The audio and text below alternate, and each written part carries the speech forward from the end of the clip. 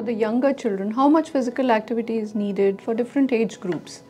For the younger children, maybe up to 6 years old, let them be what they are. Even if they are active the whole day, the more the better.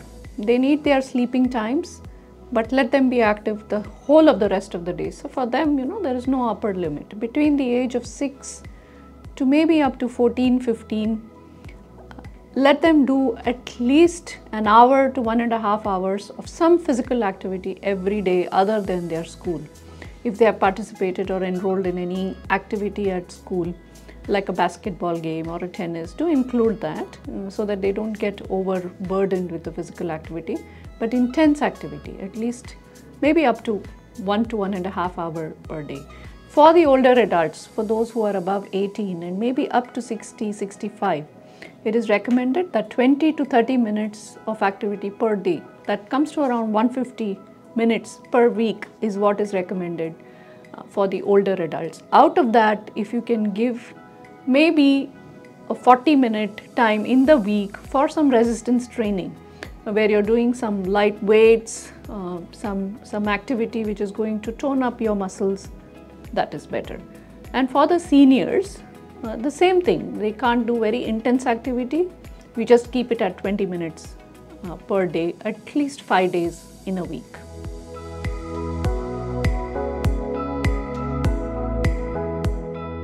The benefits of having a regular kind of family time for fitness is you get a good bonding time.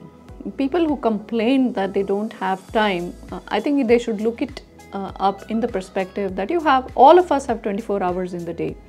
8 hours, maybe 6 to 8 hours for good sleep, 8 hours for work, and what are you going to do with the rest of the 8 hours? Out of that, I think it is very easy to take out 20 to 30 minutes per day. Here, the expectation is to take out at least 2 times in a week.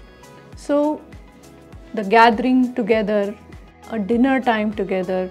So, fitness is going to start with eating good food together. Help together in making a good meal. Do the household works together, whether it means lifting a heavy sack close to the washing machine, a clean sweep, a mop, a vacuum. That is also included in your exercise, So, staying active, help together doing all the activities. And then simple sport. What is the benefit, if you ask me? That children look up to their parents, they feel more energetic.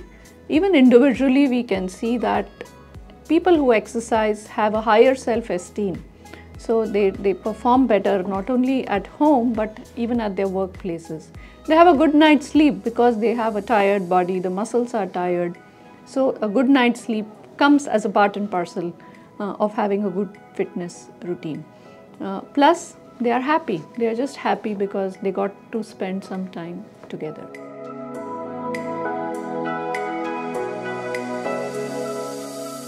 So some fun fitness activities.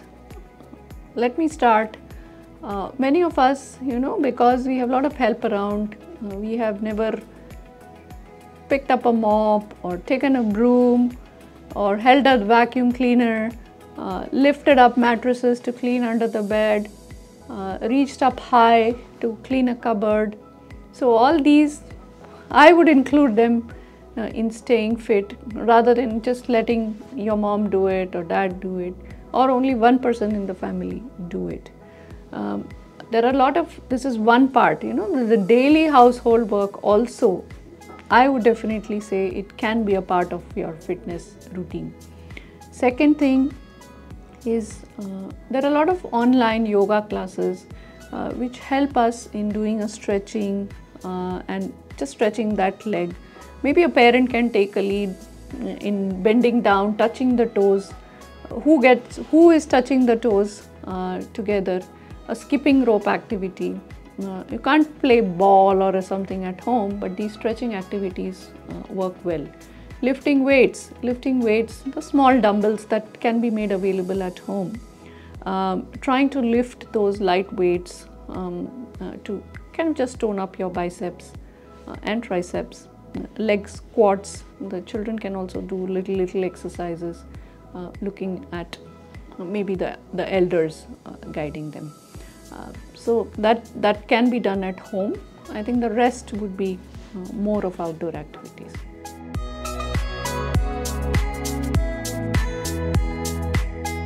Children usually they are looking forward to some encouragement. Otherwise, they tend to do what just keeps them comfortable. It is usually observed that children of active parents tend to be more active rather than lazy set of children. They look up to their parents. So the parents should take a lead in indulging themselves in activities and sharing responsibilities. So a husband-wife can share responsibilities, do all the work as much as they can, and their children are less likely to be lazy and eating a bag of chips and slouching around. When they see their parents going for a run, a walk, lifting weights, and fit set of parents, those who have a normal set of BMI, who are not complaining about being exhausted all the time until and unless they have some medical issues, but routinely always a happy set of parents who are encouraging each other to participate. The children are more likely to participate and volunteer to do more fitness activities. That way, you create that thing. Also encourage your child to participate in sport, in some activity or sports in school. And when they come back, they can either go to a definite teaching activity for sport or it can be done with parents.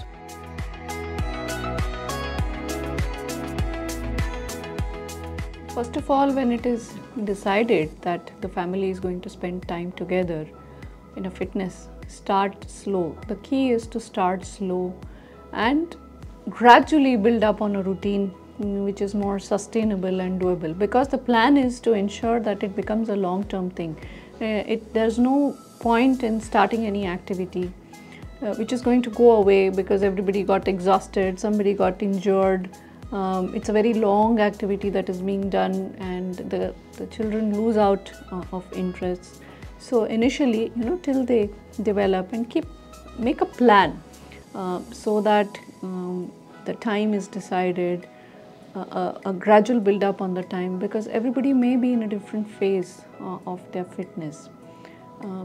So slow and steady and gradual build up is what I would definitely recommend to make it a more sustainable thing in terms of exercise. Pulling or overstretching, injuring yourself, hurting the back if you've not touched or bent your back in a long time, don't go aggressive, go slow. Even swimming, go slow. For a game of shuttle, you may end up injuring your arm if you play 4 or 5 games at a stretch. So the key is to start slow, build up on your energies, get that muscle tone going. If you go to the gym, start with a low weight and then slowly build up on the resistance. Let the kids around you also, for any game or so, let them learn the game with you. Walk. Now walking distance also, usually for a slow walk, it takes around 12 to 13 minutes to finish 1 kilometer. So that is a decent distance that can be covered rather than trying to finish everything or starting on the first day with a jogging. So if you've never jogged in your life, don't start with 1K run or 2K run. It's going to hurt your legs. Start with a brisk walking activity. So you don't end up injuring yourself. You don't feel over exhausted. Make sure you hydrate yourself. Carry a small snack with you so that the participation and continuation in the fun activities continue.